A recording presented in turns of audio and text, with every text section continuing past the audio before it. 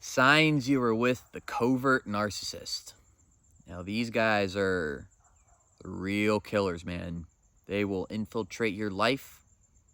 They'll get you emotionally hooked to them. They'll suck your entire soul away. Then they'll leave you broken, bitter, and full of hate. And then they'll leave and just do it again and again and again, right? There is an opportunity, though, to become empowered through this and not be a victim and bitter. But I'll get into that later. So what are the initial signs? And I'm speaking generally, right? Like from what I've noticed from all the narcissists I've been with, and they've always been covert ones. I've seen overt ones, but never been in relationships with them.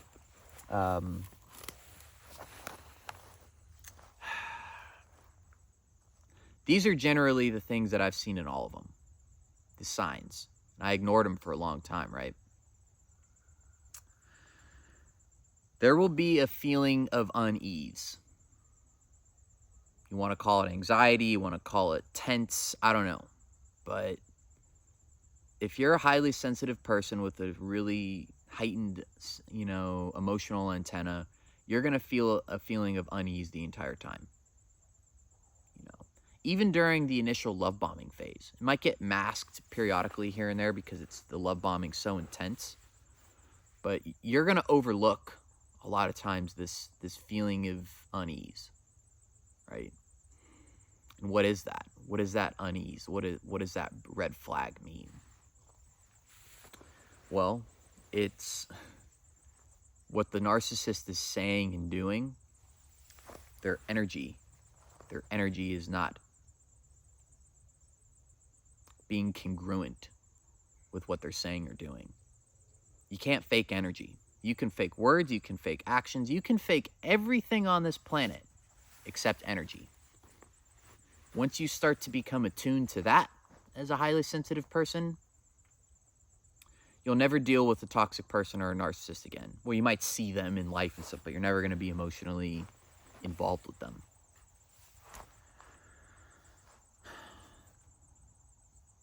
Their vibration is so low because they're operating from a place of shame, insecurity, hate, and anger, and inadequacy. They might pretend to be confident. They might pretend to love you. They might pretend to do all these things and have this facade and this act and this show that they got going on. But they're not, their energy is just going to be inconsistent with that. And you're going to feel that. But, you probably overlook it. It's all good, though, because you're thinking, you don't want to believe it. You're thinking that this is different.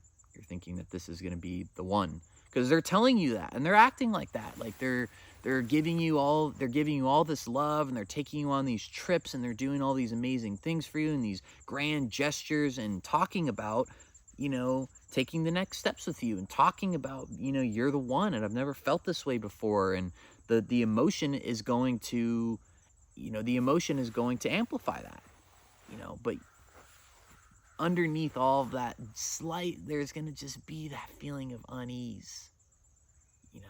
Just the next time you're in that position, just think about that for a second. Just question that. I'm not saying that it's 100% that. I'm not saying all relationships have a little bit of awkwardness maybe in the beginning, but I've noticed, because I've had extremely healthy relationships too, yes, there might be a little awkwardness, but it's not going to be tense and unease all the time. So that's like where that is, right? And then what happens? You guys are giving 100% into each other.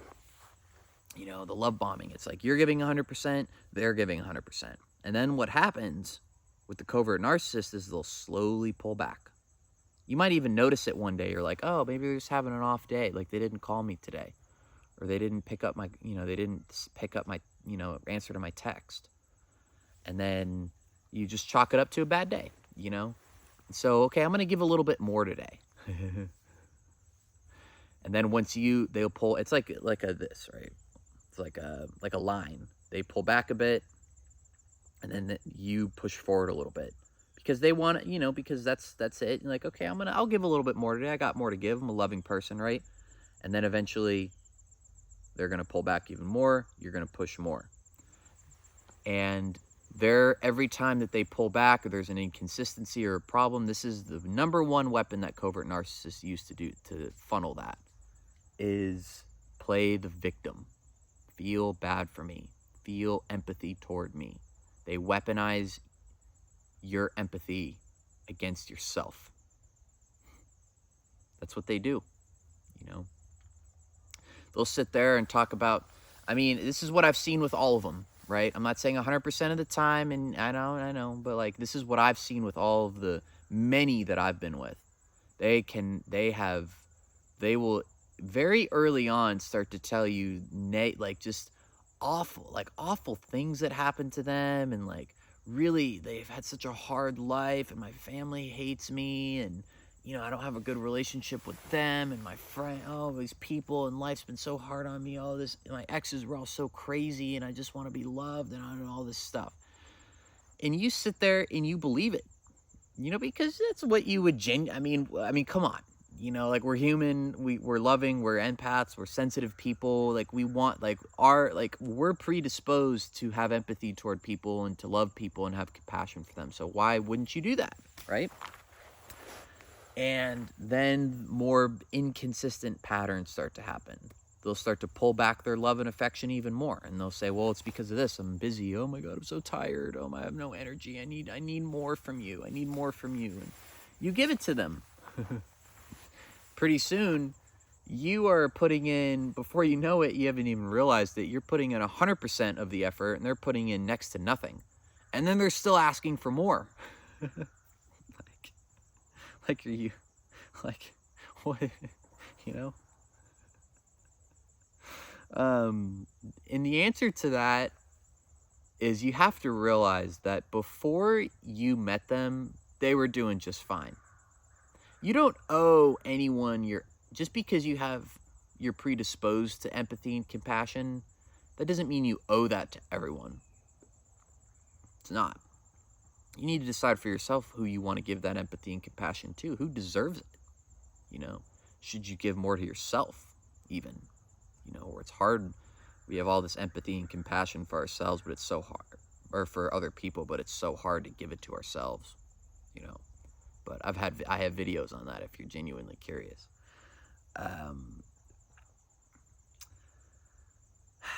There will be little to no communication about their feelings. At all. Zero. Because that would mean they have to be vulnerable. These people do not have the ability to be vulnerable because narcissists need to be in control.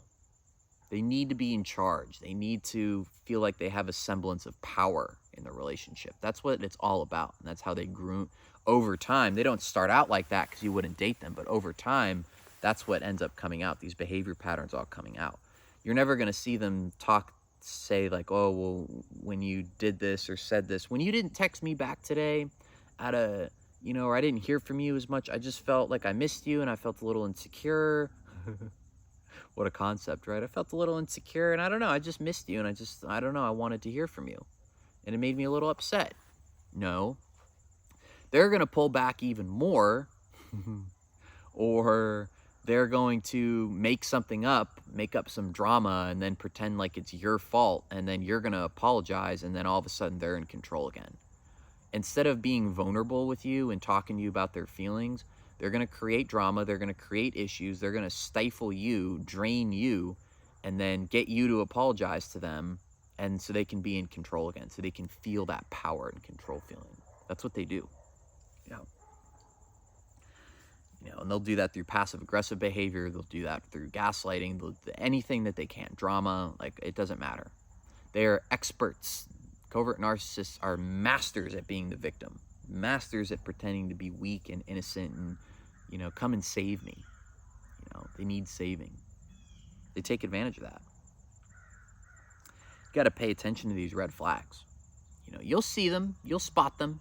When you're talking to them and they don't really ask you too many personal questions about yourself, or it's all, you can feel that something's off or fake, explore that, examine that. You have the ability to, at the very least, and this is with all people, don't overlook red flags. I'm not saying everyone has to be perfect. right? We all have a little bit of red flags, but like when there's some serious inconsistencies, look at that. You know, you'll notice it. Their mask is going to slip. You know, you're trying to have a discussion with them and they'll start getting really argumentative with you when they don't usually do that. And then they'll quickly recover. Oh man, ooh, gotta put the mask back on, you know. If the relationship is strong and stable and consistent, that's boring to them. They are going to create drama. They're going to create issues because they thrive on that, you know. They don't feel safe and secure in healthy relationships because they've never known that, you know. Ironically enough, a lot of times the people that are with them don't feel safe in healthy and secure relationships either. That's why they date them. Go check out my videos on how to heal that so you don't attract them anymore if you feel called to. If not, also all good. I'm just glad that you enjoyed this video. Those are the signs of the covert narcissist. And I'm not saying this is 100% of people, but narcissists are pretty consistent. Their behaviors are all pretty consistent all the way around. And they're masters at hiding this stuff, playing that game with you. See it for what it is. Start to challenge those beliefs. Your intuition is gonna tell you something's off. Explore that. Examine that. All right, guys. Have a good one.